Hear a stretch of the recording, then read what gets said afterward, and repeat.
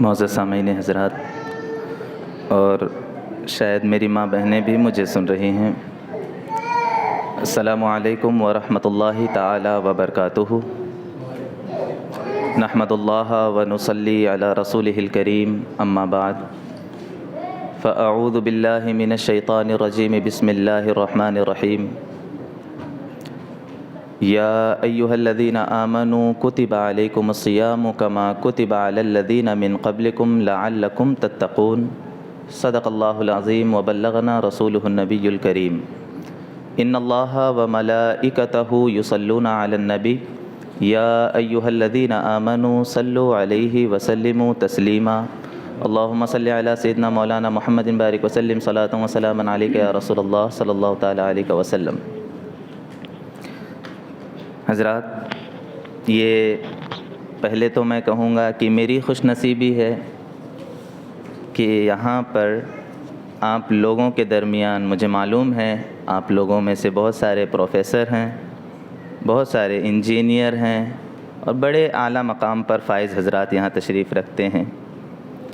Education آپ لوگوں کی ہابی ہے، تو یہ میرے لیے خوش نصیبی کی بات ہے کہ مجھے آپ لوگوں کے درمیان کچھ باتیں پیش کرنے کا موقع ملا، اور پھر یہ ہم سب کی خوش نصیبی ہے کہ اللہ تبارک و تعالیٰ نے ہمیں ایک ایسی مجلس منعقد کرنے کی توفیق بخشی کہ جس میں ہم اپنے رب کا ذکر کریں گے، اس کے دین اور احکام کا ذکر کریں گے، اور اس کا یہ جو پاک برکت والا مہینہ ہمارے بہت ہی قریب رمضان المبارک کی شکل میں ہے، اس کی تیاریاں ہم کیسے کریں، اس میں ہم ایسے کون سے اعمال کریں جس سے ہمارا رب ہم سے راضی ہو جائے، اس پر گفتگو کریں گے۔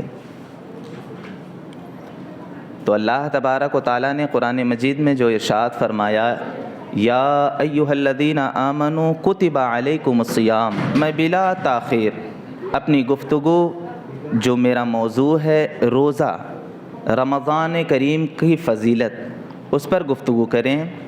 تو اللہ تعالیٰ نے فرمایا کتب علیکم الصیام، اے لوگوں تم پر روزے کو فرض کیا گیا۔ یہ سب سے پہلے ہم اس لفظ کی باریکی میں جائیں کہ یہ جو روزہ لفظ صوم ہے، یہ صوم کا معنی کیا ہے، اس کی ورڈ میننگ کیا ہے۔ تو ہم جب دیکھیں گے لفظ صوم، اس کا لفظی معنی ہے رک جانا، کسی چیز سے رک جانا۔ اب بعد میں یہ آ کر صوم کا معنی رمضان میں روزے کے لیے رکھا گیا ہے، اور روزہ ہم جیسے ہی کہتے ہیں تو اس سے ایک بات سمجھ میں آتی ہے کہ ہمیں کھانے پینے اور شہوت سے، جماع سے رک جانا ہے، یہ ہے روزے کی بات۔ اب صوم کا جو لفظ ہے یہ صرف کھانے پینے سے رکنے کا نام نہیں ہے، بلکہ ہم سے پہلے کی شریعت میں بھی روزے فرض کیے گئے تھے، جیسا کہ اللہ نے قرآن مجید میں ارشاد فرمایا، اے لوگوں تم پر روزے فرض کیے گئے جیسا کہ تم سے پہلے کی امتوں پر بھی روزے فرض کیے گئے تھے۔ اب ہم سے پہلے بھی روزہ تھا اور روزہ فرض بھی تھا، تو وہ روزہ ضروری نہیں ہے کہ وہ کھانے پینے سے رک جانے کا نام روزہ تھا، بلکہ روزہ کہتے تھے اس زمانے میں کہ بات نہ کرنا، یہ بھی ایک روزہ تھا۔ حضرت زکریہ علیہ السلام عرض کرتے ہیں کہ اللہ میری منت کو پورا فرما دے۔ فرماتے ہیں نظرت للرحمن صوما، میں نے اللہ کے لیے روزہ رکھا ہے، روزے کی منت مانی ہے۔ اب یہ کیسا روزہ ہوا؟ فلن اکلم اليوم انسیا، حضرت زکریہ فرماتے ہیں کہ آج میں نے روزہ رکھا ہے اور اس روزے کی وجہ سے میں پورا دن بات ہی نہیں کروں گا۔ تو ایک دور تھا جب روزہ بات سے رک جانے کا نام تھا۔ اس کے بعد جب رسول پاک صلی اللہ تعالیٰ علیہ وسلم تشریف لائے، آپ کے تشریف آوری سے پہلے روزے کا کیا تصور تھا، ذرا اسے بھی دیکھ لیں کہ پہلے کے زمانے میں بھی، اسلام سے قبل زمانے جاہلیت میں بھی روزے کا رواج تھا، لیکن وہ روزہ کس طرح کا تھا؟ انسان خود روزہ نہیں رکھتے تھے بلکہ اپنے گھوڑوں کو روزہ رکھواتے تھے۔ اس وقت بھی لفظ صوم کا اطلاق کیا جاتا تھا اسلام کے آنے سے قبل، لیکن وہ دور انسانوں کے روزہ رکھنے کا دور نہیں تھا بلکہ گھوڑوں کو روزہ رکھواتے تھے۔ اس کی وجہ کیا تھی کہ جب لوگ اس دور میں جنگ کے لیے جاتے تھے تو اپنے گھوڑوں کو پہلے سے تیار رکھتے تھے، اپنے گھوڑوں کو ایک ریگستان میں جہاں پر گرم ہوا کے لتیڑے چل رہے ہیں وہاں ریگستان میں لاتے، اور خود تو اچھے سے اچھے کپڑے پہن لیتے جس کی وجہ سے ان پر وہ لوپ اور گرم ہوا کا احساس نہ ہو، لیکن اپنے گھوڑوں کو وہ گرمی میں کھڑا کر دیتے۔ اس کا فائدہ یہ ہوتا کہ جب وہ گھوڑا اس گرمی کی شدت کو محسوس کرتا تو اسے عادت ہو جاتی بھوکا پیاسا رہنے کی۔ تو جب وہی انسان اپنے ان گھوڑوں کو جنگ میں لے کر جاتا تھا تو اس کی وجہ سے یہ جو آج اس نے ممارست کی تھی کہ گرم ہوا کے جھونکے اس پر آ رہے ہیں لیکن وہ اسے برداشت کر رہا ہے، انسان جب اپنے گھوڑوں کو روزہ رکھواتا تھا تو جنگ میں اس کے گھوڑے کام آتے تھے، جب وہ جنگ کے درمیان تاکہ یہ میرا گھوڑا مجھے دغا نہ دے جائے، اسی لیے اسے عادی کرواتے تھے کہ آج اگر میرا گھوڑا پیاس کی شدت، بھوک کی شدت کو برداشت کر لے گا تو کل میدان جنگ میں بھی یہ میرے ساتھ کھڑا رہے گا۔ تو اس دور میں بھی روزہ تھا لفظ صوم، لیکن وہ دور گھوڑوں کے روزے کا تھا۔ اچھا روزہ کیوں رکھواتے تھے؟ تاکہ میرا یہ گھوڑا میرا ساتھ دیتے رہے، بھوک اور پیاس کو برداشت کر سکے۔ اب اس کے بعد رسول پاک صلی اللہ تعالیٰ علیہ وسلم کی آمد ہوتی ہے، تشریف لاتے ہیں، 40 سال کے بعد اعلان فرماتے ہیں کہ اے لوگوں اسلام لے آؤ۔ اس کے بعد حضور ہجرت فرماتے ہیں، مکہ سے مدینہ شریف ہجرت فرماتے ہیں، اور ہجرت فرمانے کے 2 سال کے بعد اللہ تعالیٰ نے قرآن مجید کی آیت اتاری، کتب علیکم الصیام کما کتب علی الذین من قبلکم لعلکم تتقون۔ اس کا مطلب ہجرت کے دوسرے سال ہم پر روزہ فرض ہوا۔ تو روزے کی بس یہی تاریخ ہے کہ حضور کے ہجرت کے 2 سال کے بعد سے مسلمانوں نے روزہ رکھنا شروع کیا۔ اچھا جب سرکار مدینہ صلی اللہ تعالیٰ علیہ وسلم مدینہ شریف تشریف لائے اور روزہ اس وقت فرض نہیں ہوا تھا آنے کے ساتھ ہی، تو اس وقت آپ نے دیکھا کہ یہود بھی روزہ رکھتے تھے، کیونکہ اللہ نے فرمایا نا تم سے پہلے کی قومیں بھی روزہ رکھتے تھیں، تو یہود بھی یوم عاشورہ کو روزہ رکھتے تھے۔ پھر اللہ کا احسان ہوا ہم بندوں پر کہ اللہ نے ہمیں بھی ایک مبارک مہینہ اور ایک مبارک ذریعہ عطا فرمایا جسے ہم روزے کے نام سے جانتے ہیں، جو اللہ اور بندے کے درمیان وصال اور ملاقات کا سبب بنے۔ تو یہ اللہ کا بے پناہ فضل ہے کہ رب پاک نے ہمیں اس روزے کی شکل میں اپنی ایک ایسی نعمت سے نوازا ہے کہ جسے انسان جب اس روزے میں رہ کر اپنی بھوک اور پیاس کی شدت کو احساس کرتا ہے، پھر اس کے ذہن میں آتا ہے کہ میں تو کھا سکتا ہوں، یہ وہی کھانا ہے جو میرے لیے جائز ہے، لیکن چونکہ میرے رب کا حکم ہے، اب اپنے رب کے حکم کی اطاعت میں بندے کے سامنے کھانا موجود ہے، مگر وہ شخص اس کھانے کو اپنی زبان تک، اپنے منہ تک نہیں لاتا ہے۔ آج اگر دنیا میں قانون بن جائے کہ سال بھر میں 1 مہینہ ایسا ہوگا کہ جس میں کوئی انسان صبح سے لے کر شام تک کھانا نہیں کھائے گا، مجھے بتائیں کتنے لوگ اس میں بھوکے پیاسے رہیں گے؟ حالانکہ سزا بھی دے دی جائے کہ جو شخص 1 مہینے میں کچھ کھا پی لے گا اس درمیان، اس وقفے میں، تو اسے جیل کی سزا ہو جائے گی۔ بہت ممکن ہے کہ ہم باہر جا کر نہیں کھائیں گے، گھر میں تو چپے چپے کھا ہی لیں گے۔ دنیا کا کیسا بھی قانون ہو، کیسا بھی نظام ہو، کیسی بھی عقوبت اس نظام کے بدلے میں ہو، اس کے باوجود انسان اس پر عمل پیرا نہیں ہوگا، مگر یہ تو اللہ کا کلام ہے، اللہ کا حکم ہے جو ہم بندوں پر ہے، اور جب ہم بندوں نے اس اللہ کے احکام کو سنا تو فوراً اسے بجا لائے اور فوراً عرض کیا اے اللہ یہ تیرا حکم ہے، ہم بے شک ہمارے سامنے حلال چیزیں موجود ہیں لیکن ہم اس کو اپنی زبان اور اپنے منہ تک نہیں لے جائیں گے۔ یہ کہیں نہ کہیں انسان اور ایک مسلمان کے دل میں وہ جو ایمان کی ذرا سی رمق باقی ہے، یہ اسی کا نتیجہ ہے کہ ایک مسلمان اپنے رب کے اس حکم پر مکمل طور سے عمل کرتا ہے۔ میں عرض کروں کہ جب اللہ تعالیٰ نے روزے کا حکم فرمایا تو روزے کے ساتھ ساتھ آپ یہ نہ دیکھیں کہ اللہ نے ہمیں رمضان کا مہینہ دیا، بلکہ اس میں پوشیدہ ہے اللہ کی رحمت۔ یہ رمضان کا جو مہینہ ہمیں رب تبارک و تعالیٰ نے عطا فرمایا ہے، بس یوں ہی نہیں فرما دیا، بلکہ یہ تو رب تبارک و تعالیٰ کی طرف سے ایک بہانہ ہمیں ملا ہے کہ میرے بندے تو اس ماہ میں بھوکا پیاسا رہے اور کسی طرح سے تو اس ماہ میں اپنی نیکیوں اور عبادتوں سے میری رضا حاصل کرنے کی کوشش کر۔ یہ اللہ تبارک و تعالیٰ کی طرف سے ایک بہانہ ہے کہ میرا بندہ کوئی بھی نیکی کرے اور اس نیکی کے عوض میں اسے جنت عطا کروں گا۔ چنانچہ جب یہ روزہ فرض ہوا اور اس روزے کے ساتھ ساتھ ہم مسلمان نے اپنی ساری زندگی اسی میں گزار دی، تو اب میں چند باتیں اس میں بہت اہم ایڈ کر دوں کہ رمضان 2 ہجری کو فرض ہوا. اب اس کے تعلق سے، رمضان کریم کے تعلق سے ایک حدیث پاک بڑی پیاری سنا دوں. حدیث پاک میں ہے، اللہ کے رسول ارشاد فرماتے ہیں، شہر رمضان فی شہر رمضان فتحت ابواب الجنہ. ایک روایت میں ہے فتحت ابواب السماء، اور ایک روایت میں ہے فتحت ابواب الجنہ وغلقت ابواب جہنم وسلسلت الشیاطین. رمضان کے اس مبارک ماہ میں اللہ تعالیٰ نے جنت کے سارے دروازوں کو کھول دیا، دوزخ کے سارے دروازوں کو بند کر دیا، اور اس کے رحمت کی انتہا تو یہ ہو گئی کہ رب تبارک و تعالیٰ نے اپنے بندوں کو سرکشی اور برائی میں جانے سے روکنے کے لیے فرمایا، اور میں نے اس مبارک ماہ میں شیطانوں کو بیڑیوں میں قید کر دیا ہے. تو یہ بے شک اللہ کا احسان ہے کہ جنت کے دروازے بندے تیرے لیے کھل گئے ہیں. اس ماہ میں کوئی تو نیکی کر، اور چھوٹی سی بھی نیکی کر، تو اس کے عوض میں اللہ تعالیٰ تجھے 70 گنا نیکیاں عطا فرمائے گا. آپ ایک فرض نماز پڑھیں، 70 گنا زیادہ اللہ تبارک و تعالیٰ اس کے عوض عطا فرمائے گا. اور اس کے بعد شیطانوں کو بھی بند کر دیا. یہاں پر ایک نقطہ دیکھیں کہ جو اللہ تعالیٰ نے فرمایا ہے، حضور نے فرمایا کہ شیطانوں کو بیڑیاں لگائی گئیں. شیطان اب تمہیں پریشان نہیں کریں گے، تمہیں بہلائیں گے، بہکائیں گے نہیں. اب انسان یہ سوچ سکتا ہے، اور بے شک انسان سوچ سکتا ہے کہ جب شیطان کو رمضان میں قید کر دیا جاتا ہے تو آخر یہ رمضان میں شیطان بہکاتا کیسے؟ مسلمان پھر بھی گناہ کرتے ہیں، مسلمان پھر بھی برائیوں میں ڈوبے رہتے ہیں. آخر ماجرا کیا ہے؟ شیطان تو قید ہے، پھر اسے کون بہکا رہا ہے؟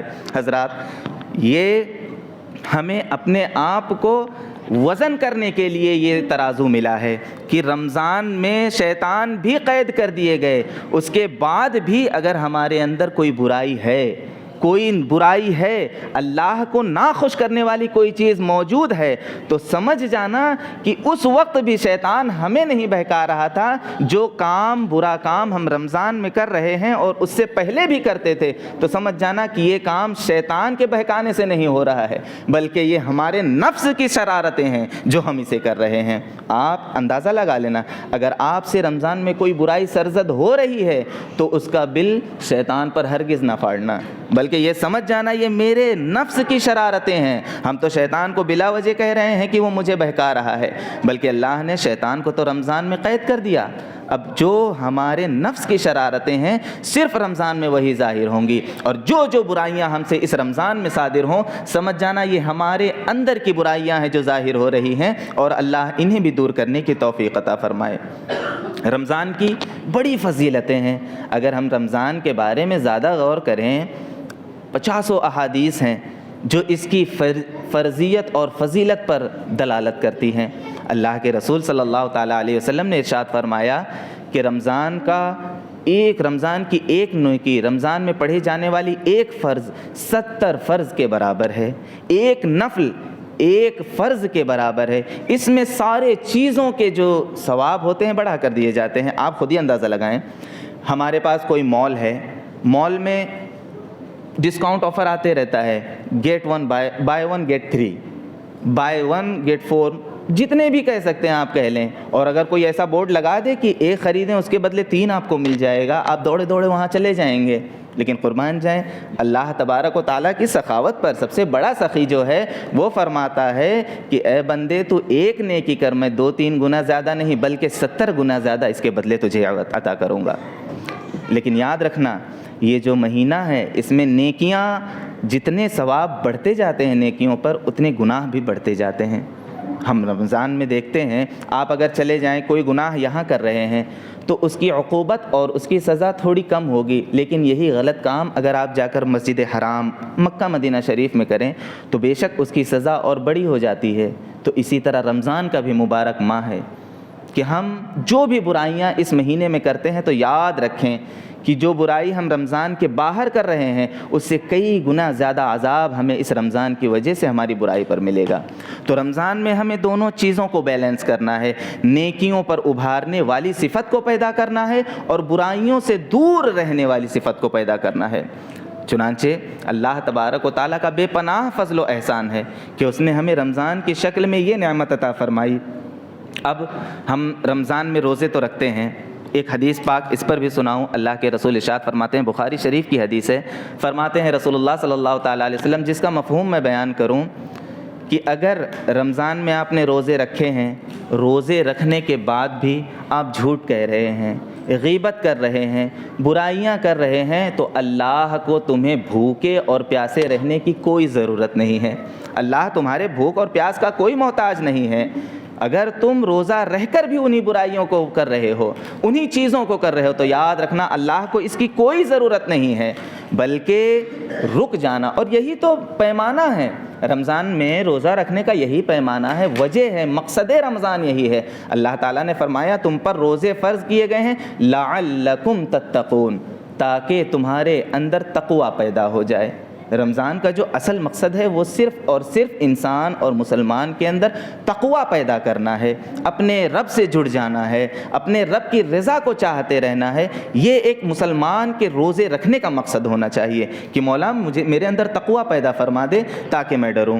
حضور پاک صلی اللہ تعالیٰ علیہ وسلم کی بارگاہ میں 2 عورتیں آتی ہیں، بیٹھ جاتی ہیں۔ حضور صلی اللہ تعالیٰ علیہ وسلم انہیں کھانے پینے کے لیے کچھ پیش کرتے ہیں۔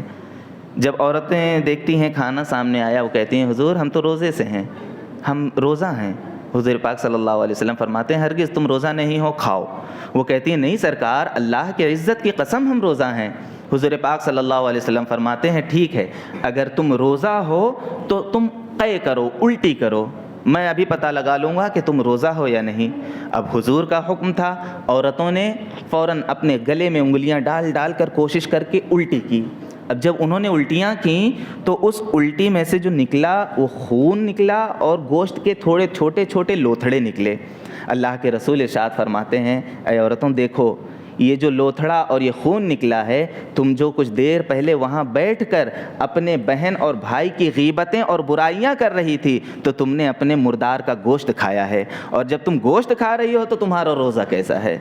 تو حضرات اس حدیث سے معلوم ہوا کہ اگر ہم روزہ رہ کر بھی اپنے برے اعمال کو نہ چھوڑیں تو ہمارا روزہ صرف یہ بھوکا پیاسا رہنا ہے، لیکن جو مقصد ہے روزے کا وہ ہرگز پورا نہیں ہونے والا ہے۔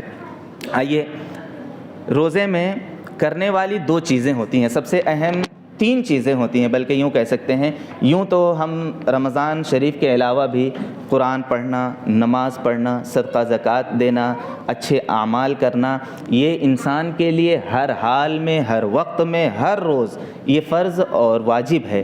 مگر رمضان میں جو ہم عام طور سے دیکھتے ہیں 3 چیزیں ایسی ہوتی ہیں جو انسان زیادہ تر کرنے لگتا ہے، اور کرنا ہی چاہیے، کیونکہ اللہ نے تو آفر دے رکھا ہے اس مہینے میں کہ اے لوگوں تم ایک کرو میں اس کا 70 گنا عطا فرماؤں گا۔ اب سب سے پہلی چیز جو ہے قرآن مجید رمضان پاک میں جو انسان خوب زیادہ کرتا ہے وہ ہے نماز، دوسری چیز جو کرتا ہے وہ ہے تلاوت قرآن، اور تیسری چیز صدقہ و زکوٰۃ بہت دیتے ہیں۔ یہ 3 چیزیں ہیں، میں انہی 3 چیزوں پر ہلکی ہلکی سی روشنی ڈالتا چلوں کہ ہمیں رمضان میں کیا کرنا چاہیے، کیسے کرنا چاہیے۔ سب سے پہلے تو حضرات نماز جو ہر وقت جب نماز فرض ہو، ایمان والے کے ایمان کا یہی تقاضا ہے کہ اپنے سارے کام کو چھوڑ کر اللہ کے حضور پیش ہو جائے کہ مولا تو نے مجھے بلایا، تیرا حکم تھا، میں حاضر ہو گیا ہوں۔ نماز ہر حال میں فرض ہے، نماز سے کوئی چھٹکارا نہیں ہے۔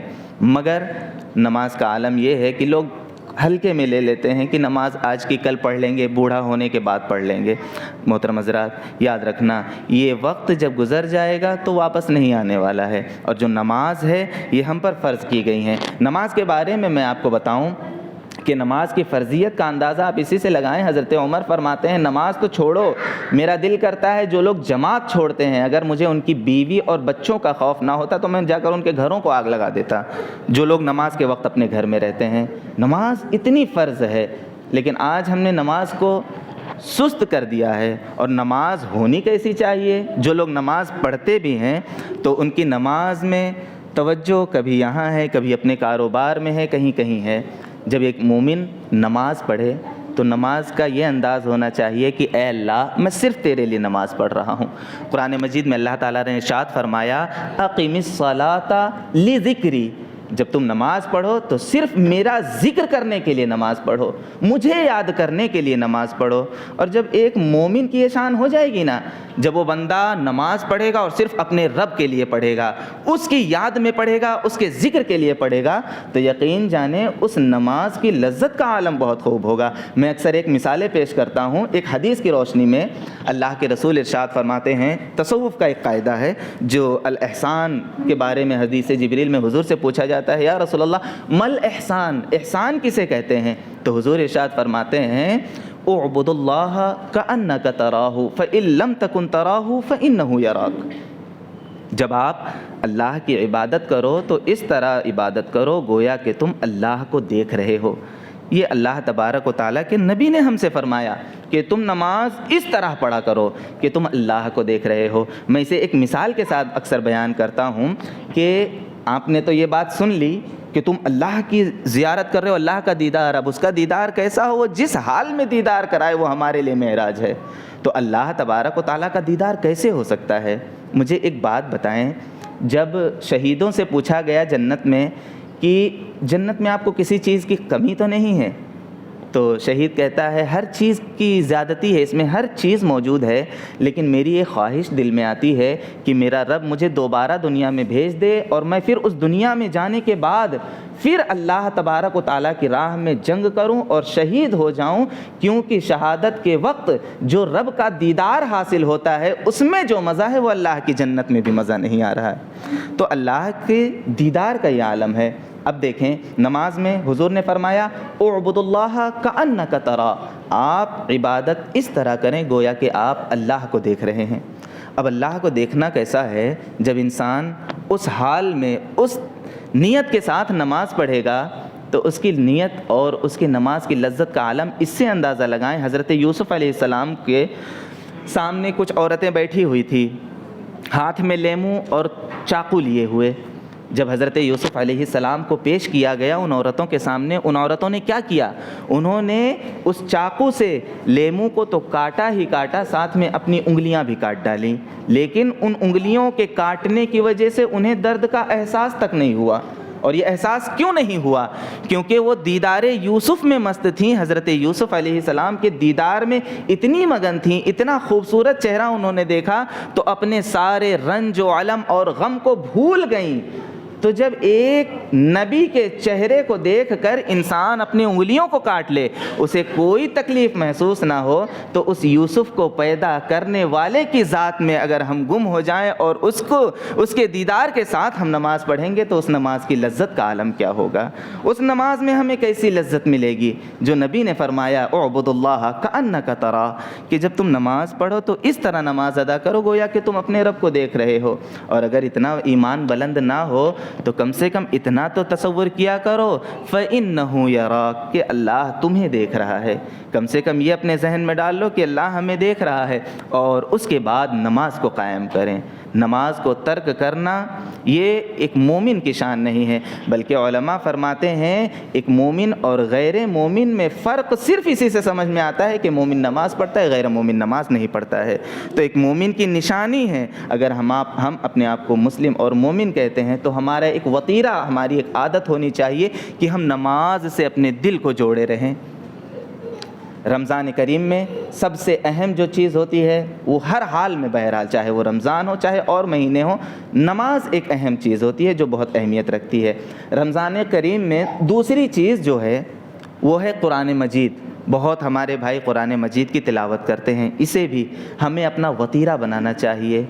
ہمارے پاس اگر صبح وقت ہے 10 منٹ، اگر 10 منٹ کا ٹائم ہے، قرآن مجید لے کر صبح اٹھنے کے بعد، نہانے کے بعد، فریش ہونے کے بعد 10 منٹ قرآن مجید کی تلاوت کر لیں۔ وہ بھی وقت اگر آپ کے پاس نہیں ہے، ہاں بہت ایمرجنسی ہے اور کہیں جانا ہے، تو آپ کم سے کم ایک ایئر فون لگا کے قرآن پاک کی تلاوت تو سن لیں۔ اس چیز کو اپنی عادت میں شمار کریں، روزانہ ہمیں قرآن مجید کی تلاوت کرنی ہے یا تلاوت سننی ہے۔ اور قرآن پاک کا تو یہ معاملہ ہے کہ قرآن پاک آج ہم پر تو اتنا اثر انداز نہیں ہوتا، لیکن یہ وہی کلام پاک ہے جسے صرف سن کر حضرت عمر رضی اللہ تعالیٰ عنہ ایمان لے آئے۔ ہمیں قرآن پاک کی اتنی قدر نہیں ہے، ہمیں قرآن پاک کے بارے میں اتنا نہیں پتہ۔ ہمارے دل نہیں مچلتے ہیں قرآن پاک کی تلاوت سے. لیکن حضرت عمر سے تو پوچھیں, جب وہ کافر تھے, جس وقت وہ اسلام بھی نہیں لائے تھے, لیکن جیسے ہی قرآن پاک کی تلاوت سنتے ہیں اللہ نے ان کے دل میں ایسی تڑپ پیدا کر دی کہ آپ فوراً رسول اللہ صلی اللہ علیہ وسلم کے پاس جا کر ایمان لے آتے ہیں. قرآن کی تو اتنی بڑی عظمت ہے کہ اللہ تعالیٰ ارشاد فرماتا ہے وَلَوْ أَنزَلْنَا هَذَا الْقُرْآنَ عَلَى جَبَلٍ لَرَأَيْتَهُ خَاشِعًا مُتَصَدِّعًا مِنْ خَشْيَةِ اللَّهِ, کہ قرآن پاک کو اگر ہم کسی پہاڑ پر بھی نازل کر دیتے تو یہ قرآن کی ہیبت سے وہ پہاڑ چکنا چور ہو جاتا, ریزہ ریزہ ہو جاتا. مگر اس خداوند کریم کا ہم بندوں پر کتنا بڑا فضل و احسان ہے کہ اس نے ہمیں اس قرآن پاک کو ہمارے سینوں میں رکھنے کی توفیق عطا فرمائی, ہمیں عطا فرمایا. یہ ہمارے لیے ہدایت ہے. ہم نیوز پیپر پڑھتے ہیں, نیوز چینل دیکھتے ہیں. کیوں دیکھتے ہیں؟ کیونکہ اس میں کل کی خبریں ہیں. روزانہ ہم نیوز دیکھتے ہیں اور ہم یہ جاننا چاہتے ہیں کہ کل کیا ہوا, اس کے بارے میں ہمیں کچھ پتہ چل جائے. حضرات, جب ہمارا یہ حال ہے کہ گزرے ہوئے کل کی خبر کے لیے ہم نیٹ یوز کرتے ہیں, اپنا پیسہ خرچ کرتے ہیں, لیکن یہاں پر تو اللہ تبارک و تعالیٰ نے قرآن مجید میں آنے والے کل کی بھی خبریں عطا کر دی ہیں. گزشتہ کل کی تو خبر ہے ہی ہے, آنے والے کل کی بھی خبریں ہیں. تو وہ کون سا عقل مند ہوا جو صرف کل کی خبریں پڑھے لیکن آنے والے کل کی خبر نہ پڑھے. آج کوئی اعلان کر دے بھائی میرے پاس ایک ایسا نیوز چھپ رہا ہے جو کل کیا ہونے والا ہے اس کے بارے میں بتا دے, لوگ دوڑے دوڑے جائیں گے, پیسے خرچ کریں گے. لیکن یہاں قرآن مجید میں اللہ تبارک و تعالیٰ نے کل کی بھی خبریں بتا دی ہیں. ہم اسے پڑھ کر تو دیکھیں. آپ کو میں ایک چھوٹی سی بات بتاؤں کہ قرآن پاک میں کتنی باریکیاں ہیں. اللہ تبارک و تعالیٰ فرماتا ہے وَبَيَّنَّاهُ فِي, اس میں ہر چیز کو ہم نے بیان کر دیا ہے. آج یہ دور فزکس کا دور ہے. آپ لوگ اہل علم ہیں, فزکس کے بارے میں مجھے پتہ ہے کئی گنا زیادہ مجھ سے جانتے ہیں. میں نے تو بس 2-4 بات پتہ کی ہے, اور اگر اس میں کچھ غلطیاں ہوں تو میری اصلاح ضرور کرنا. یہ فزکس کا دور ہے, اور فزکس میں جو بابائے فزکس مانے جاتے ہیں ان کا نام نیوٹن ہے. وہ نیوٹن بہت بڑے فزکس اور سائنسدان تھے. ان کا ایک دور رہا ہے. اب ان کے بعد آئنسٹائن آئے, ان کا بھی ایک دور رہا ہے. لیکن نیوٹن نے کہا تھا کہ یہ دنیا کی ابتدا نہیں ہوئی ہے, یہ دنیا بنائی گئی ہے, یہ دنیا ہمیشہ سے موجود ہے. ان کا کہنا تھا یہ دنیا ہمیشہ سے موجود ہے اور ہمیشہ موجود رہے گی. لیکن آج کے دور میں جب سائنسدانوں نے دیکھا تو اس دنیا کے پڑتال کے بعد انہیں یہ پتہ چلا کہ یہ بگ بینگ ہوا تھا. ایک بگ بینگ کے نام سے جانتے ہیں سائنسدان اسے, کہ یہ دنیا پہلے ساری چیزیں, آسمان, زمین اور ہر چیز ایک ذرہ تھا اور سب آپس میں ملا ہوا تھا. پھر ایک بگ بینگ وجود میں آیا اور جس کی وجہ سے ایک دھماکہ ہوا اور دھماکے کی وجہ سے دنیا وجود میں آئی. آج کے سائنسدانوں کا یہ ماننا ہے. اب مجھے بتائیں, آج کا سائنسداں اتنی ترقی کے بعد یہ جان گیا کہ یہ دنیا ایک دھماکے سے وجود میں آئی. قرآن پاک میں دیکھ لیں, 1400 سال پہلے میرے نبی جو قرآن مجید لے کر آئے تھے, اللہ تبارک و تعالیٰ نے ارشاد فرمایا ہے ان السماوات والارض کانتا رتقا, کہ جو زمین اور آسمان ہے رتقن, ملی ہوئی چیزیں تھیں. رتق کہتے ہیں وہ شوربہ جس میں سب چیزیں مل جائیں, ہلدی, لہسن, ساری چیزیں مکس ہو جائیں, اسے کہتے ہیں عربی زبان میں رتقا. اللہ تعالیٰ ارشاد فرماتا ہے زمین اور آسمان ایک دم ملی ہوئی چیزیں تھیں. ففتقناہما, تو ہم نے انہیں بکھیر دیا, ہم نے انہیں الگ الگ کر دیا. آج یہ سائنسداں کہتے ہیں کہ ایک چیز تھی جو ایک دھماکہ ہوا اور وہ ساری چیزیں پھیل گئی اور دنیا وجود میں آ گئی. اللہ تعالیٰ نے قرآن مجید میں بہت پہلے ہی فرما دیا تھا کہ زمین و آسمان سب ایک ہی چیزیں تھیں. ففتقناہما, تو ہم نے انہیں الگ الگ کر دیا اور اس دنیا کو بنایا. تو رب کائنات نے اس قرآن میں بہت ساری ایسی باریکیاں رکھی ہیں. اگر ہم اسے غور سے پڑھیں, اسے سمجھیں, تو اس کے بعد ہمیں بہت ساری چیزیں پتہ چلتی ہیں. ایک چیز قرآن پاک کے تعلق سے یہ جانیں کہ آخر اللہ تبارک و تعالیٰ نے قرآن نازل فرمایا. ہم سنتے ہیں کہ قرآن مجید کے بارے میں تو یہ ہے کہ لوگ سنتے تھے اور سن کر ایمان لے آتے تھے. لوگ سنتے تھے, مچلنے لگتے تھے کہ یہ کلام پاک کی تلاوت ہو رہی ہے. آج ہمارا دل ایسا کیوں نہیں ہے؟ ہم بھی تو قرآن سنتے ہیں, ہم بھی تو قرآن پڑھتے ہیں, لیکن ہمارے دل میں وہ شعور پیدا نہیں ہوتا جو ہم سنتے آ رہے ہیں کہ کلام پاک کی اتنی برکت ہے وہ مردہ دل کو بھی جلا دیتا ہے. تو مجھے جہاں تک سمجھ میں 2 باتیں آتی ہیں کہ ہمارے دل پر اتنا اثر انداز قرآن کیوں نہیں ہوتا ہے. پہلی وجہ یہ ہے کہ ہم کثرت سے کلام پاک کی تلاوت ہی نہیں کرتے ہیں۔ آج ہمارے گھروں میں قرآن مجید موجود ہے، گھروں میں کیا، ہر موبائل میں قرآن پاک موجود ہے، لیکن ہم اس کی تلاوت سے بہت دور ہیں۔ موقع ملا جمعہ کو تو ہم نے تلاوت کر لی سورہ ملک، یا بلکہ ہر مومن کو روز آنا، جیسا میں نے کہا 10 منٹ ہی صحیح ایک عادت بنائیں قرآن پاک کی۔ تو پہلی وجہ یہ ہے کہ ہمارے دل میں جو ایک تڑپ پیدا نہیں ہوتی قرآن پاک سننے کی، وہ تڑپ پیدا ہوگی جب ہم اسے عادی اپنی عادت میں بسا لیں گے، تب جا کر قرآن پاک کی عظمت ہمیں سمجھ میں آئے گی۔ اور دوسری وجہ ہے کہ ہمارا دل قرآن پاک سے کیوں نہیں مچلتا، اس کی دوسری وجہ یہ ہے کہ اللہ تبارک و تعالیٰ کا یہ مقدس کلام جو اللہ نے نازل فرمایا نا ہدایت کے لیے، جس مقصد کے لیے نازل فرمایا وہ ہے تاکہ ہم اس سے ہدایت پائیں اور اسے سمجھ کر پڑھیں۔ ہر مسلمان پر ایک بار ضروری ہے اپنی زندگی میں، آج کے دور میں انگلش، ہندی، اردو بہت سارے ترجمے اور اس کی تفسیریں موجود ہیں، کوئی بھی ایک تفسیر اپنی زندگی میں ایک مرتبہ تو پڑھ لیں، اور جب دیکھیں گے پڑھنے کے بعد قرآن کی باریکیوں کو، ایسی باریکیاں اس کلام پاک میں موجود ہیں۔ آپ ناول پڑھتے ہیں، جاسوسی ناول اور بہت سارے ناول، یقین مانیں جب اس کلام پاک کو آپ پڑھیں گے، اس کے سمجھ کے ساتھ پڑھیں گے اور اللہ کے احکام کے ساتھ پڑھیں گے، تو یہ ناول اور ساری چیزیں ایک طرف، کلام پاک کی جو محبت اور اس میں جو غموض ہے اس کو جب آپ سمجھنا شروع کریں گے وہ ایک طرف ہوگا۔ میں بات میں ہی ایک چھوٹی سی گفتگو کر دوں قرآن پاک کے تعلق سے کہ اللہ نے قرآن پاک میں کیسی کیسی باریکیاں رکھی ہیں، جب وہ ہم پر آشکارا ہوں گی تو ہمارے تلذذ کا عالم کیا ہوگا۔ اللہ تعالیٰ نے قرآن مجید میں ارشاد فرمایا فَلَنُوَلِّيَنَّكَ قِبْلَةً تَرْضَاهَا، کہ اے محبوب، اے نبی، آپ اپنے چہرے کو جس طرف پھیرنا چاہیں پھیر لیں۔ قرآن پاک میں دوسری پارے میں یہ آیت موجود ہے۔ اس کا معنی کیا ہے کہ اے نبی، آپ اپنے چہرے کو مسجد حرام کی طرف پھیر لیں۔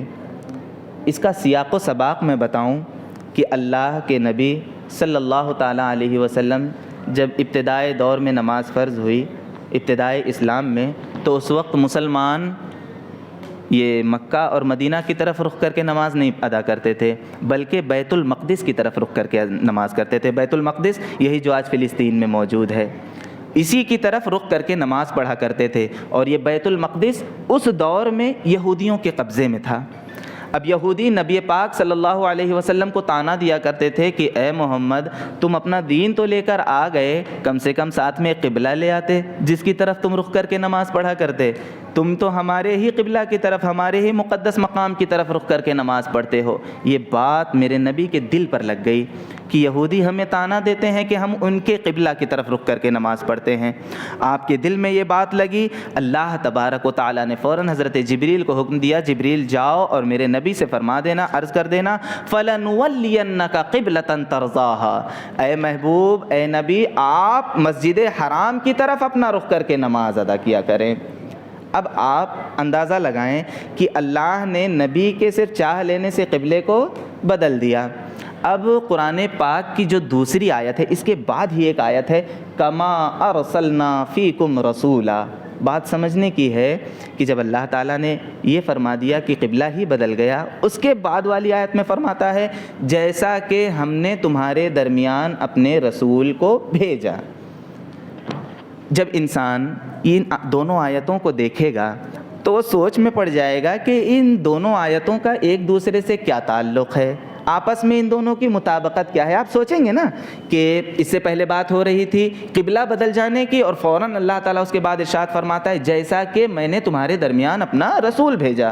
ان دونوں کا آپس میں ملاؤ، ربط، تعلق نہیں سمجھ میں آ رہا ہے، لیکن قرآن پاک کا یہی تو معجزہ ہے، اور ہمارا یہی تو بڑا کام ہے کہ ہم اس میں غور و فکر کر کے دیکھیں، پھر قرآن پاک کی عظمت ہمیں پتہ چلے گی۔ اللہ تعالیٰ فرماتا ہے کما ارسلنا فیکم رسولا، تو یہ اللہ ہمیں ذہن دینا چاہتا ہے کہ جیسا کہ میں نے تمہارے درمیان اپنے رسول کو بھیجا۔ ذہن یہ دینا مقصد تھا کہ کوئی انسان سوچ سکتا ہے کہ اللہ تعالیٰ نے نبی کے چاہنے سے قبلہ ہی بدل دیا، تو رب تعالیٰ ارشاد فرماتا ہے یہ تو بہت بڑی بات، چھوٹی بات ہے قبلہ میں نے بدل دیا، اس سے بڑی بات ہے کہ میں نے تمہارے درمیان اپنے رسول کو بھیج دیا۔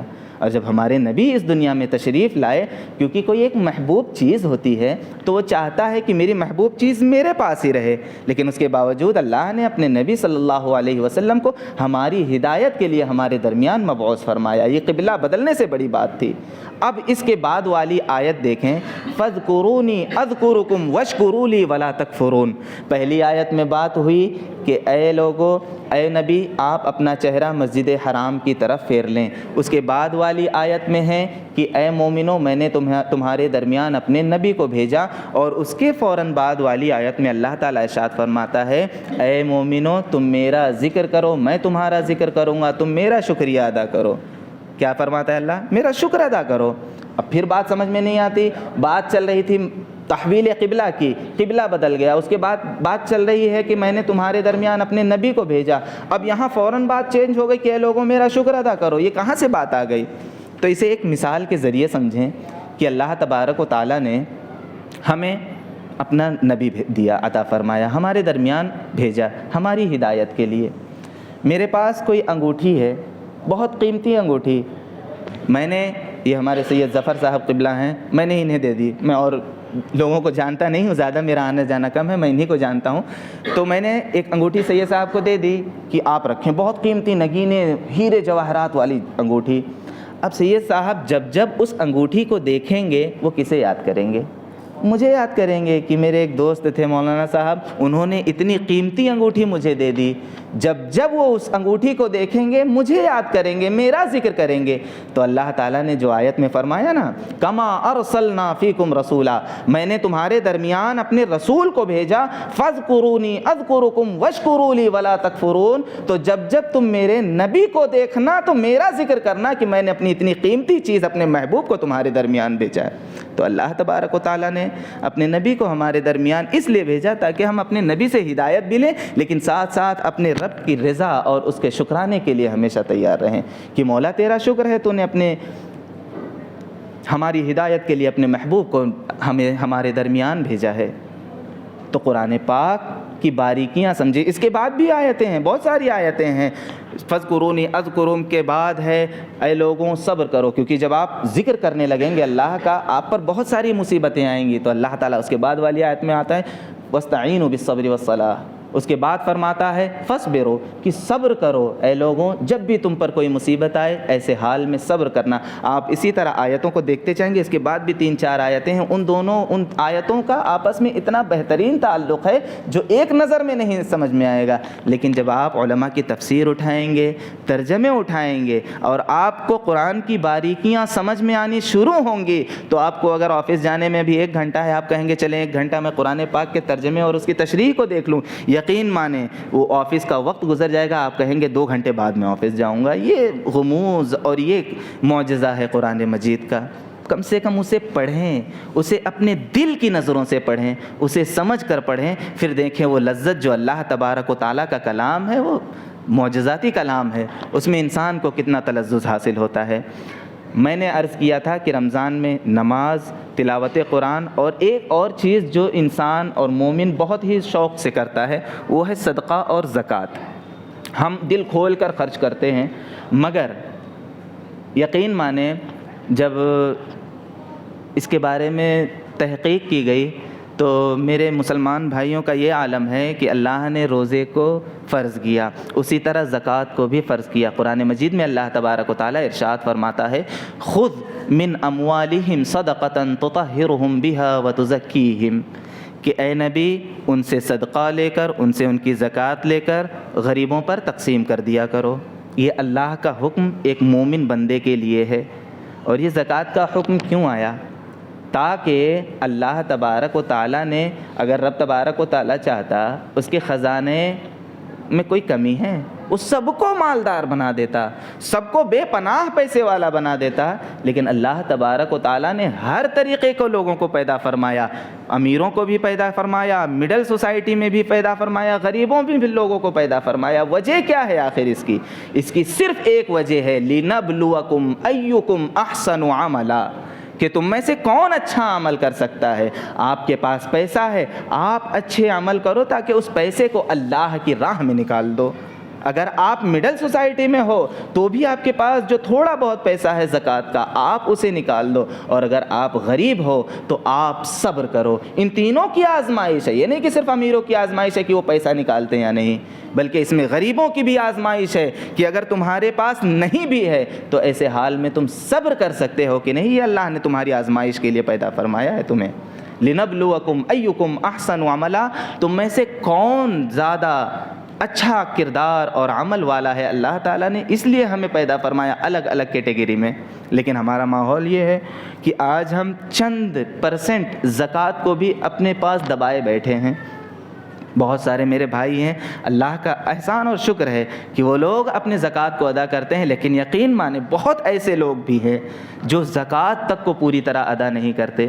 حضرات, یہ جو میل ہے, میل 2.5% جو ہے میل ہے مال کا, اگر آپ اس میل کو اپنے دوسرے مال میں ملا کر رکھیں گے, یقین جانے وہ آپ کو دکھ تو نہیں رہا ہے مگر وہ سارا مال میلا ہو گیا ہے. اور جیسے جیسے آپ اس میل کو اپنے اندر اتاریں گے, اپنے بیوی بچوں اور گھر والوں کے اندر اتاریں گے, وہ میل آپ کے یہاں جائے گا, وہ نفس کو تو پریشان اور خراب کرے گا ہی کرے گا, آپ کو جسمانی تکلیفیں بھی لاحق کرتا چلا جائے گا. آپ ڈاکٹر کے پاس جائیں گے, زکوٰۃ میں جو 2.5% ہے وہ غریبوں کا حق ہے, آپ اسے دے دیں, آپ اس کو نہ کھائیں, ورنہ آپ کا سارا مال میلا ہو جائے گا اور اس میل کو آپ کو کھانا پڑے گا. تو میل کو نکال دیں, اپنے مال کو صاف کر دیں تاکہ اس سے آپ کا دل بھی صاف رہے اور آپ کے اہل و عیال بھی صاف رہیں. اور صدقہ, رمضان میں زکوٰۃ تو دیں, ساتھ ساتھ صدقے بھی خوب کریں. صدقہ بھی ایک بڑی اہمیت کا حامل ہے. صدقے سے اللہ تبارک و تعالیٰ فرماتا ہے کہ آپ پر اگر کوئی بھی پریشانی, موت چھوڑ کر آپ مرنے والے ہیں, اگر اللہ نے لکھ دیا ہے تو اسے کوئی نہیں ہٹا سکتا, وہ وقت متعین ہے. لیکن اس کے علاوہ کوئی بھی پریشانی اور کوئی بھی آفت اگر ہم پر آنے والی ہے, وہ صدقے کے ذریعے اللہ تبارک و تعالیٰ ان سارے آفات کو دور فرما دیتا ہے. اللہ کے رسول صلی اللہ تعالیٰ علیہ وسلم کی مجلس لگی ہوئی تھی.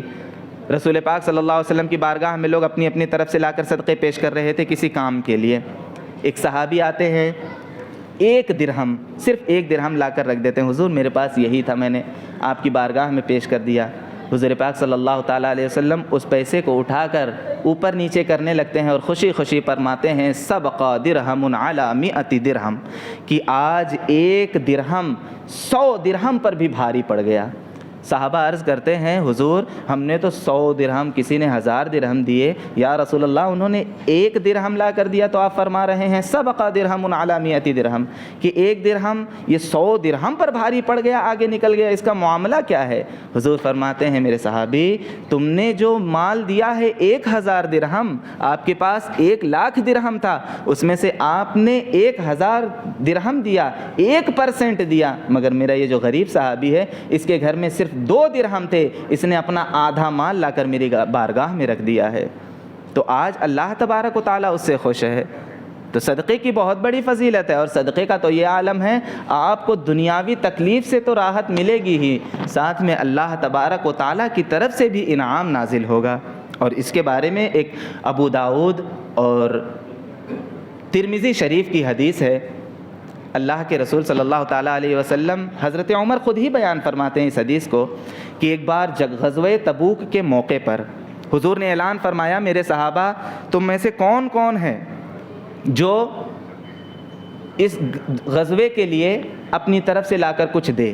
اب رسول پاک صلی اللہ علیہ وسلم جیسے ہی اعلان فرماتے ہیں, حضرت عمر جو ہمیشہ چاہتے تھے کہ میں حضرت ابو بکر سے کسی طرح نیکی میں آگے چلا جاؤں, حضرت عمر اپنے گھر کا مال لاتے ہیں, آدھا مال یا بہت زیادہ اپنی طرف سے پوری کوشش کرتے ہیں, زیادہ سے زیادہ مال لا کر حضور کی بارگاہ میں رکھ دیتے ہیں.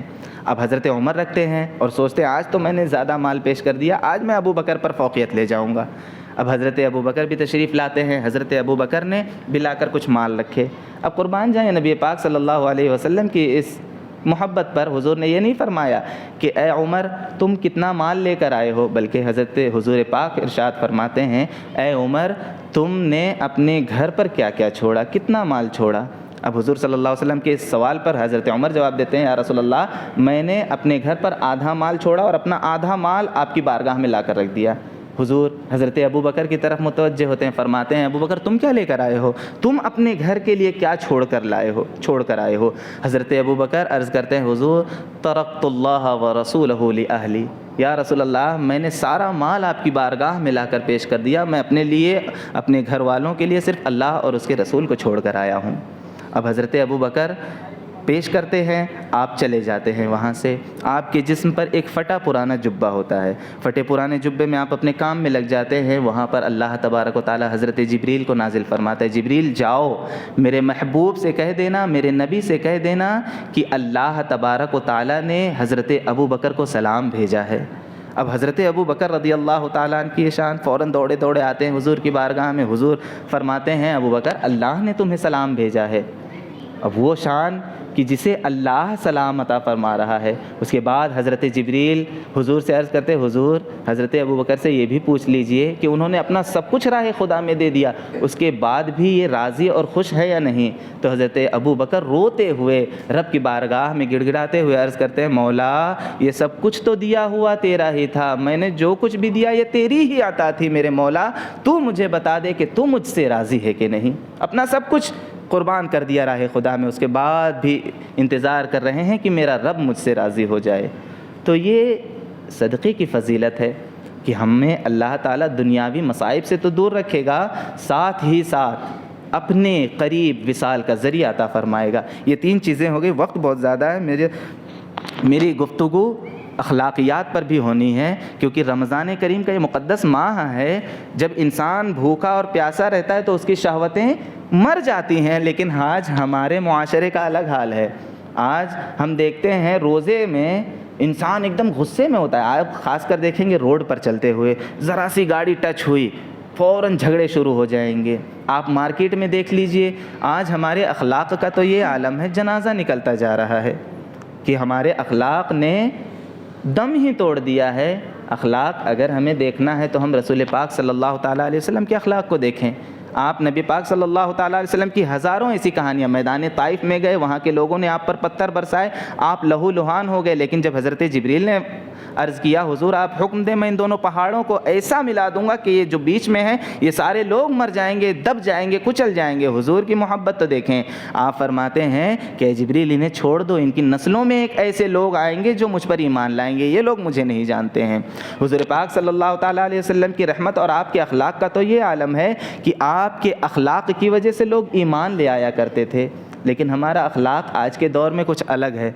आज हम हमेशा अखलाक बुरे होने की जो सबसे बड़ी वजह है ना, वो है हमारा तकब्बुर, हमारा गुरूर। आज हर इंसान इसी वहम ख़याल में है कि मैं बड़ा हूँ, मैं सबसे बड़ा हूँ। याद रखना, बड़ाई और किबरियाई सिर्फ़ उस रब्बे पाक परवरदिगार के लिए है। हम तो उसके एक आजिज़ बंदे हैं। और अल्लाह तबारक व तआला ने कुरान मजीद में अपने नेक बंदों की जो खसलतें बयान फरमाई है, इरशाद फरमाता है अल्लाह तबारक व तआला कि मेरे नेक बंदे वो हैं जो ज़मीन पर नरमी के साथ चलते हैं, जो खुशी खुशी चलते हैं, अपने सरों को झुका कर चलते हैं। इससे किनाया है कि जो लोग आजिज़ी इख्तियार करते हैं, अपने अंदर आजिज़ी इख्तियार करें। और आजिज़ी के बारे में अल्लाह तबारक व तआला फरमाता है मन तवाज़अ लिल्लाहि रफ़अहुल्लाह, जो अल्लाह के लिए जितनी आजिज़ी करता जाएगा अल्लाह उसे और बुलंद मकाम पर फाइज़ करता जाएगा। आप अल्लाह के लिए आजिज़ी तो कर देखें, और जब इंसान के अंदर इज्ज़ आएगा ना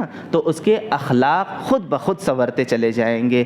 किसी से मुलाकात, अब अल्लाह की रहमत तो देखिए हम गुनहगार बंदों के लिए, रब तबारक व तआला फरमाता है कि महबूब फरमाते हैं, नबी पाक फरमाते हैं तबस्सुमुका अला वजहि अखी का सदका, मेरे बंदे तेरा मुस्कुरा देना तेरे भाई के सामने, तो अपने भाई को देख मुस्कुरा ले और प्यार से सलाम कर दे, ये एक सदक़े के बराबर इसका सवाब अता किया जाएगा। अल्लाह तबारक व तआला ने जो ये हमें रहमत वाला महीना अता फ़रमाया है रमज़ान, ये नेकियां, आप रास्ते से एक पत्थर हटा दें अल्लाह तबारक व तआला हमें उस पर भी अजर अता फ़रमाता है। आज हम अगर कोई भी छोटा काम करें अल्लाह तबारक व तआला हमें उस पर भी अजर अता फ़रमाता है। ये सारे अजर क्यों हैं, ये सारी नेकियां हमारे लिए क्यों हैं? صرف اور صرف رب کائنات نے اس بہانہ بنایا ہے کہ میرا بندہ کوئی تو نیک اعمال کرے جس سے وہ میری رضا حاصل کرے اور میں اسے اپنی جنت عطا کر دوں۔ وہ اتنا غفور اور رحیم رب کائنات ہے، وہ پاک پروردگار کی ذات اتنی مغفرت والی ہے کہ ہمیشہ ارشاد فرماتا ہے سبقت رحمتی علی غضبی، کہ میری رحمت میرے غضب پر فوقیت لے گئی، سبقت لے گئی، میری رحمت ہمیشہ آگے آگے ہے۔ آپ اپنے رب سے دعا کرتے تو دیکھیں، ادعونی استجب لکم، تم مجھے پکارو میں تمہاری فریاد کو پہنچوں گا۔ میرے بندوں تم میرے پاس آؤ، رحمت حق بہانہ می جوید۔ ہمارے اخلاق تو اتنے نیچے تک چلے گئے ہیں کہ آج ہمارے آپس میں ہمارے بھائی میں رشتے خراب ہیں۔ آج ہماری سوسائٹی میں بہت سارے ہیں کہ آپس میں ایک دوسرے سے ہمارے دل میں رنجشیں ہیں۔ وہ حدیث پاک ہے نا، حضور پاک صلی اللہ تعالیٰ علیہ وسلم کے پاس ایک صحابی آئے، حضور نے فرمایا کوئی دیکھنا ایک جنتی دیکھنا چاہتا ہے وہ اس صحابی کو دیکھ لے۔ وہ صحابی گھر پہ جاتے ہیں، ایک صحابی ان کے ساتھ اور ہو لیتے ہیں، دیکھتے ہیں وہ رات میں نہ کوئی نماز ادا کر رہے ہیں نہ کچھ ادا کر رہے ہیں، اس کے باوجود حضور نے انہیں جنتی کیسے کہا؟ تو وہ صحابی دوسرے صحابی خود پوچھنے لگتے ہیں آپ کے بارے میں حضور نے فرمایا کہ آپ جنتی ہیں، آپ کون سا عمل کرتے ہیں؟ میں نے تو کچھ عمل کرتے ہوئے ہی نہیں دیکھا۔ وہ صحابی عرض کرتے ہیں حضور میں نہ نماز ایکسٹرا پڑھتا ہوں نہ کوئی ایکسٹرا کام کرتا ہوں، جو فرض ہے میں وہی کرتا ہوں، لیکن میرے اندر ایک خاص بات یہ ہے کہ میں کسی کے لیے اپنے دل میں کوئی کینہ، کوئی حسد، کوئی بغض نہیں رکھتا ہوں، اور اسی کی وجہ ہے کہ اللہ کے محبوب نے میرے جنتی ہونے کا اعلان فرمایا ہے۔ اپنے دل کو صاف رکھیں، دل کو صاف، کیونکہ یہ دل ہے نا ایک سرکش گھوڑے کی طرح ہے۔ میں مانتا ہوں کہ کوئی بھی چیز فوراً نہیں ہو جاتی ہے، اس پر استمرار کرنا پڑتا ہے، اس کی عادت ڈالنی پڑتی ہے۔ لیکن ایک شخص ہے، اس کے پاس ایک گھوڑا ہے، اب انسان اپنے گھوڑے کو اگر اپنے قابو میں لانا چاہے، وہ گھوڑا بدک گیا ہے، اپنے قابو میں لانا چاہے تو وہ کیا کرتا ہے؟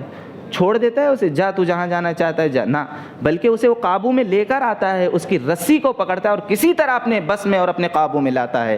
تو حضرات مجھے بتانا یہ ہے کہ جب انسان اپنے گھوڑے کو قابو میں لا سکتا ہے جو دوسرا ہے، تو یہ تو ہمارا نفس ہمارے ہی تابع ہے، ہم اسے اپنے تابع کیوں نہیں لا سکتے؟ ہم اسے اپنے بس میں کیوں نہیں لا سکتے ہیں؟ تو اللہ تبارک و تعالیٰ کی بارگاہ میں ہمیشہ اس بات کی دعا کرتے رہے، مولا ہمارے دل کو صاف فرما، اللہ ہمارے دل کو صاف فرما، ہمارے دل کو ہمارے بھائیوں کے لیے ہمیشہ آماج گاہ بنا کہ اتنی سی محبت ہمارے دل میں آئے۔ اور جب ہم، اور اس کے بعد دیکھیں جب دل صاف ہونے لگے گا نا، تو میں نے جو ابھی بتایا تھا کہ نماز میں جو لذت آتی ہے نا، یہ دل کی صفائی کی وجہ سے پھر نماز میں لذت آنے لگتی ہے۔ اور جب آپ اسی دل کی صفائی کے ساتھ نماز میں آئیں گے اور جب اس تقاضے کو پورا کریں گے، اعبد اللہ کأنک ترا، کہ آپ اللہ کی عبادت اس طرح کریں گویا کہ آپ اللہ کو دیکھ رہے ہیں، تو وہ لذت آپ کو اس وقت نماز میں ملے گی جب آپ کا دل ایک دم پاک و صاف ہوگا۔ اور اقبال نے بھی اسی کو تو کتنے بڑے ہی پیارے انداز میں کہا ہے کہ الہی میں تیرے عشق کی انتہا چاہتا ہوں، الہی تیرے عشق کی انتہا چاہتا ہوں، میری سادگی تو دیکھ میں کیا چاہتا ہوں، میری سادگی تو دیکھ میں کیا چاہتا ہوں۔ اور اس کے بعد علامہ اقبال فرماتے ہیں کہ میرا ذرا سا تو دل ہے مگر اس میں شوق اتنا ہے، میرا ذرا سا تو دل ہے مگر اس میں شوق اتنا ہے کہ میں پھر وہی لن ترانی سنا چاہتا ہوں۔ حضرت موسیٰ علیہ السلام کوہ طور پر جا کر کیا کہتے ہیں؟ مولا تو مجھے اپنا دیدار کرا دے، لیکن اللہ تبارک و تعالیٰ کیا فرماتا ہے؟ لن ترانی۔ اقبال بھی یہی کہتے ہیں کہ اے اللہ میں تجھ سے کہوں مولا دیدار فرما دے، مجھے دیدار کروا دے، اور اللہ تعالیٰ ارشاد فرماتے لن ترانی، اے بندے تو مجھے نہیں دیکھ سکتا ہے۔ اسی کو اقبال کہتے ہیں کہ میری سادگی تو دیکھ میں کیا چاہتا ہوں، میرا ذرا سا تو دل ہے، میرا ذرا سا تو دل ہے مگر اس میں شوق اتنا ہے، میں پھر وہی لن ترانی چاہتا ہوں۔ اور اچانک میں اقبال کو ہوش آتا ہے کہ میں کیا کیا کہہ رہا ہوں۔ پھر ہوش میں آنے کے بعد کہتے ہیں بھری بزم میں بڑی بات کہہ دی، بھری بزم میں بڑی بات کہہ دی، الہی میں بے ادب ہوں سزا چاہتا ہوں، الہی میں بے ادب ہوں سزا چاہتا ہوں۔ تو اقبال نے بھی اس تھیوری کو اپنایا کہ اللہ میں لن ترانی سننا چاہتا ہوں۔ تو آپ اس جذبے کو لائیں، اس چیز کو لائیں کہ جب ہم اپنے رب سے وصال ہو۔ اور یہ چیز میں نے جو باتیں کہی ہیں کہ ہم نیک ہو جائیں، اپنے دل کی صفائی کریں۔ اب دل کی صفائی کس طرح ممکن ہے؟ آپ اگر خود سے صفائی کر لیں تو کر لیں، بہت اچھی بات ہے، لیکن اگر نہیں ہو پا رہی ہے دل کی صفائی، اگر ہماری دل کی طبیعت نہیں ٹھیک ہو رہی ہے، بیمار ہے دل، تو اس کے لیے کوئی ایک ایسا انسان ڈھونڈیں جس کے پاس جب جب ہم بیٹھیں تو کوئی اللہ والا یاد آ جائے، ایسے انسان کو ڈھونڈیں۔ اب ایک بات اور کہ یار آج کے دور میں ایسا کون ملتا ہے اللہ والا جس کے پاس ہم بیٹھیں تو ہمیں اللہ یاد آ جائے، ہمیشہ وہ اللہ کا ذکر کرتا رہے، ہم کہاں چلے جائیں؟ حضرات یہ ہمارے نگاہوں کی کوتاہیاں ہیں جو ہمیں کوئی اللہ والا نہیں ملتا، کوئی ہمیں وہ نہیں ملتا جو ہمیں ہمارے رب سے ملا دے۔ ورنہ اگر ہم تلاش کرنے والی نظر سے دیکھیں تو اللہ تعالیٰ قرآن پاک میں ارشاد فرماتا ہے، میرے شیخ حضور داعی اسلام نے اس کو بڑے پیارے انداز میں فرمایا کہ اللہ نے تو قرآن مجید میں ارشاد فرما دیا نا، یا ایھا الذین آمنوا اتقوا اللہ وکونوا مع الصادقین، کہ اے لوگوں اللہ سے ڈرو اور سچوں کے ساتھ ہو جاؤ۔ تو یہ جو حکم اللہ تبارک و تعالیٰ نے دیا ہے، کیا یہ حکم صرف نبی کے دور تک کے لیے تھا؟ نہ، یہ حکم قیامت تک کے لیے ہے، اور قیامت تک اللہ تبارک و تعالیٰ صادقین کو مبعوث، صادقین کو بھیجتا رہے گا، اپنے نیک بندوں کو بھیجتا رہے گا، بس شرط یہ ہے کہ ہم ان نیک بندوں کو پہچانیں اور پھر ان کی صحبت میں جائیں جو ہمارا تعلق ہمارے رب سے بہترین کر دے۔ لہذا حضرات ایک اللہ والے کو تلاش کریں جو ہماری ہر نیک جائز چیزوں کو بھرپور طریقے سے پورا کرے اور اللہ اور بندے کے درمیان کا جو رابطہ ہے اسے مضبوط کرے۔ وقت ہے 10 5 منٹ میں اور گفتگو کر لوں اخلاق پر ہی۔ جہاں تک بات اخلاق کی آئی ہے تو آج ہمارا اخلاق جو ہے نا بہت اہم بات ہے، اسے بس غور سے سن لیجئے کہ ہمارے اخلاق کا معاملہ تو یہاں تک کہ یہ ہو گیا ہے کہ موبائل کی نظر چڑھ گیا ہے۔ جو آج موبائل ہر دور میں موبائل، یہاں تک کہ مجھے ہنسی تو اس بات پر آتی ہے کہ ہم موبائل کے اتنے بڑے غلام ہو چکے ہیں۔ ہم ایک بات کہتے ہیں گیدرنگ، ہمارے نوجوان خاص کر میرے نوجوان بھائی اس بات کو سنیں، گیدرنگ کرتے ہیں، چلو کسی کیفے میں بیٹھتے ہیں، 5 دوست اکٹھا ہوئے۔ اب موبائل نے دیکھو ہمیں کیسا غلام بنایا ہے۔ گئے ہیں ہم گیدرنگ کے لیے تاکہ آپس میں بیٹھ کر ایک دوسرے سے باتیں کریں، گفتگو کریں، لیکن وہاں پر جب بیٹھتے ہیں ہم 5 لوگ، وہاں پر بھی ہم موبائل نکال لیتے ہیں اور گیدرنگ کے نام پہ وہاں پر بھی موبائل چلانا شروع کر دیتے ہیں۔ سارے 5 بیٹھے ہیں لیکن آپس میں کوئی گفتگو نہیں، ہر شخص اپنے موبائل میں مشغول ہے۔ تو یہ موبائل بے شک بہت اچھی چیز ہے، موبائل ہمارے لیے بہت ساری سہولتیں اور آسانیاں لے کر آئی ہیں، مگر ساتھ ساتھ یاد رکھنا موبائل کو ہم نے بنایا ہے، موبائل ہمارے اوپر مسخر نہ ہو جائے، ہمارے اوپر اس کے راز نہ ہو جائے، اس کا خیال رکھتے ہوئے ہم موبائل کو، بلکہ آج موبائل کے ہی ذریعے آج ہمارے اندر بہت ساری برائیاں اور فحاشیاں دور ہو گئی، بلکہ برائیاں آ گئی ہیں۔ برائیاں اگر 10% کم ہوئی ہیں تو 90% برائیاں موبائل کی وجہ سے ہمارے اندر آ چکی ہیں۔ یہ موبائل سامنے لگا ہوا ہے، اس کی وجہ سے یہ چیز ریکارڈ ہو رہی ہے، 10 لوگ اور سن لیں گے، بہت اچھی بات ہے، لیکن اس سے 90 گنا زیادہ یہ جو برائیاں ہیں، ہم رات میں جب بھی لیٹتے ہیں انہیں دیکھتے رہتے ہیں۔ اچھی چیز آئی 5 منٹ دیکھا، اب جیسے ہی سلائیڈ کرتے رہیں گے بری چیزیں آنا شروع ہوں گی، اب ہم اس میں دیکھنا شروع ہوں گے تو اب بس وہی آنے والی ہے۔ رات میں 3 بج گئے، موبائل ہمارے اوپر مسلط ہے، ہم موبائل کو نہیں چلا رہے ہیں، موبائل ہمیں چلا رہا ہے، بلکہ اخلاق کا جنازہ تو اس طرح اٹھا دیا ہے اس موبائل نے، اور ہم اس کے ایسے غلام بن گئے ہیں کہ جو اگر جس کے بارے میں رسول پاک صلی اللہ تعالی وسلم کی ایک ضعیف حدیث ہے، لیکن فقہائے کرام ارشاد فرماتے ہیں کہ اگر آپ نفل نماز میں کھڑے ہوں، آپ کے ماں یا باپ نے آپ کو آواز دی تو آپ وہ نفل نماز توڑ کر اپنے ماں اور باپ کے پاس جائیں اور انہیں پوچھیں کیا بات ہے، نفل نماز کی بات کر رہا ہوں، آپ نفل نماز توڑ دیں، جائیں اماں ابا کیا ہوا۔ لیکن آج موبائل کس طرح ہمیں جکڑے ہوئے ہے، بچہ اپنے موبائل کو لیے پڑا ہے، ماں آواز دے رہی بیٹا ادھر آؤ، وہ لگا ہوا ہے، کانوں میں ایئر فون لگا ہوا ہے، سن ہی نہیں پا رہا ہے، تو وہ کیا ماں کے پاس جائے گا، وہ کیا باپ کے پاس جائے گا۔ تو موبائل نے ہمیں اس طرح جکڑ لیا ہے کہ ہم موبائل کو نہیں چلا رہے ہیں، موبائل ہمیں چلا رہا ہے۔ ایک وقت متعین کریں کہ ہمیں اس وقت موبائل چلانا ہے، ان چیزوں کو دیکھنا ہے۔ اللہ تبارک و تعالی ہمیں اس موبائل کو اپنے اعتبار سے اچھے طریقے سے استعمال کرنے کی توفیق عطا فرمائے۔ موبائل نے جو ہمارے اعمال کو بگاڑا ہے نا، اس میں بہت ساری خرابیاں آئی ہیں، ہمارے اخلاق میں جو بگاڑ آیا ہے کوئی اور نہیں، موبائل کا بھی اس میں کافی اثر رہا ہے۔ ہم آج کے دور میں تکبر کی بات کر رہا تھا میں، آج جو ہمارے اندر بڑائی آ گئی کہ میں ہی اس علاقے کا سب سے بڑا ہوں۔ حضرات یہ باتیں جو ہیں انسان کو اور نیچے لے کر آتی ہیں۔ اللہ تبارک و تعالیٰ نے تو فرما دیا جو اللہ کے لیے تواضع اختیار کرے گا میں اسے اور بلند مقام عطا کروں گا۔ لیکن انسان اگر سمجھ لیں آج باڈی بلڈنگ ہمارے نوجوان بھائی کر رہے ہیں، اور بہت اچھی بات ہے، باڈی بلڈنگ اسلام میں بہت اس کی اہمیت اور فضیلت دی گئی ہے کہ آپ اپنے آپ کو فٹ رکھیں، تر و تازہ رکھیں۔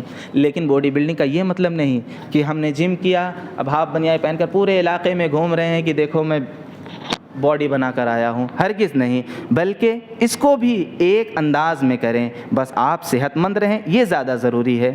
ہمارے اخلاق کو اچھے طریقے سے، میں نے بتایا نا، رسول پاک صلی اللہ تعالیٰ علیہ وسلم کی سیرت کو آپ دیکھ لیں، آپ کا اخلاق خود بخود آپ کے اندر پیوست ہوتا چلا جائے گا اگر آپ اس محبت کی نظر سے رسول پاک کی سیرت کو پڑھ لیں۔ حضور پاک صلی اللہ علیہ وسلم کی سیرت کے بارے میں آتا ہے کہ آپ نماز پڑھ رہے تھے، نماز کے درمیان ابو جہل نے جانور کے جسم کا جو فضلہ ہوتا ہے اور جو اتڑیاں ہوتی ہیں وہ لا کر حضور کے پشت مبارک پر رکھ دی، مگر قربان جائے حضور پاک صلی اللہ تعالی وسلم برداشت کرنا ہمیں سکھایا اللہ کے رسول نے کہ ٹھیک ہے آج تم کر رہے ہو کر لو، ہمارے اندر برداشت ہے۔ آج ہمیں سوسائٹی میں یہی محبت کا پیغام دینا ہے، اے لوگوں محبت سے لوگوں کے، کیونکہ جو ہم تک اسلام پہنچا ہے صرف محبت کی وجہ سے پہنچا ہے، اخلاق کی وجہ سے پہنچا ہے۔ وہ بوڑھی عورت جو رسول پاک صلی اللہ تعالیٰ علیہ وسلم سے ڈرتی تھی کہ کہیں وہ مجھے مل جائیں گے اور مجھے مسلمان بنا لیں گے، وہ بھاگ رہی تھی رسول سے، لیکن جب رسول سے ملاقات ہوتی ہے تو آپ کے اخلاق کی وجہ سے وہ بوڑھی عورت ایمان لے آتی ہے۔ اور بہت سارے ایسے واقعات ہیں، نبی کے اخلاق کو ہم اپنے آپ پائے میں ڈالیں۔ اور بھی ہمارے اسلاف بزرگان دین جو ہندوستان میں تشریف لائے، مجھے بتائیں صحابہ کرام کے بعد جب دور میں ہندوستان کی طرف لوگوں کا آنا شروع ہوا تو اسی وقت سے کیرلا کی طرف اسلام کی ابتدا ہو گئی۔ مجھے بتائیں کون سا چاقو تلوار لے کر آئے تھے وہ اسلام پھیلانے کے لیے؟ ہرگز نہیں، بلکہ وہ آتے تھے تجارت کی غرض سے آتے تھے، لیکن جب لوگ ان کے تجارت کو دیکھتے تھے کہ وہ بالکل کمی زیادتی نہیں کر رہے ہیں، ہر چیز ان کی ایک دم ناپ تول بہترین سے ہے، ان کے بات کرنے کا انداز اسلامی طریقے سے ہے، ان کے بات کرنے کا انداز محبت بھرا ہے، تو یہ لوگ بھی دھیرے دھیرے ان کے بارے میں جانتے گئے اور اسلام اسی طرح پھیلتا گیا۔ خواجہ معین الدین آئے ہندوستان میں، وہ بھی اسلام جب پھیلانا شروع کیے 90 لاکھ لوگوں کو کلمہ پڑھا دیا۔ کیسے پڑھا دیا؟ اب تلوار لے کر کھڑے ہو گئے، آؤ کون ہے مقابلہ کرنے؟ ہرگز نہیں، بلکہ جو اسلام پھیلایا ہے وہ صرف اپنی محبت کے زور پر پھیلایا ہے۔ اور اللہ تعالیٰ نے بھی قرآن مجید میں ارشاد فرما دیا انک لعلی خلق عظیم، محبوب آپ اخلاق کے بلند مرتبے پر فائز ہیں۔ تو اللہ کرے کہ ہمارے اندر بھی اپنے نبی کا وہ پیکر، اپنے نبی کی وہ سیرت ہمارے دلوں میں ایسی بیٹھ جائے کہ ہمارے رگ و پے میں نبی پاک صلی اللہ علیہ وسلم کا اخلاق اور آپ کی سیرت دوڑنے لگے۔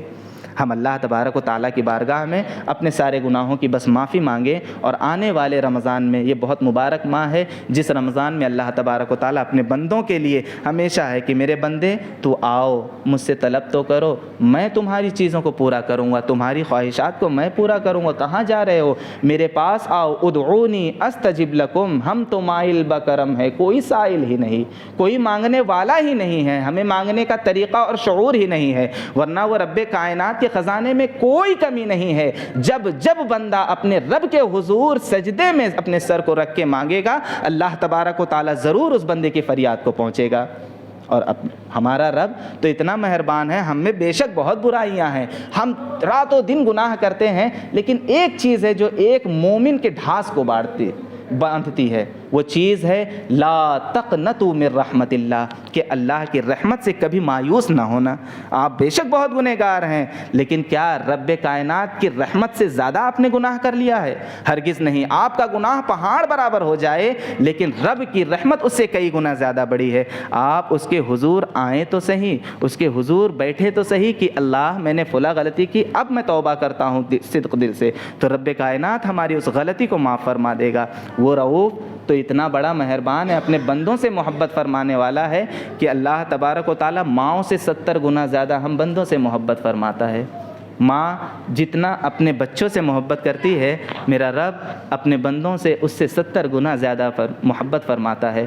بلکہ محبت کا تقاضا تو یہ ہے، محبت کا عالم تو یہ ہے کہ اللہ تعالیٰ نے، بخاری شریف کی حدیث ہے، مختصر میں بیان کر دوں، جب بندہ توبہ کرتا ہے تو اللہ کو کتنی خوشی ہوتی ہے آپ اس سے اندازہ لگائیں کہ ایک انسان جو کہیں جا رہا ہے ریگستان میں اور اس کی اونٹنی پر کھانے پینے کا سارا سامان موجود تھا لیکن وہ اونٹنی کہیں بھاگ گئی. اب ریگستان میں نہ کھانے کی چیزیں ہیں نہ پینے کی چیزیں. اب وہ انسان کیا کرے گا؟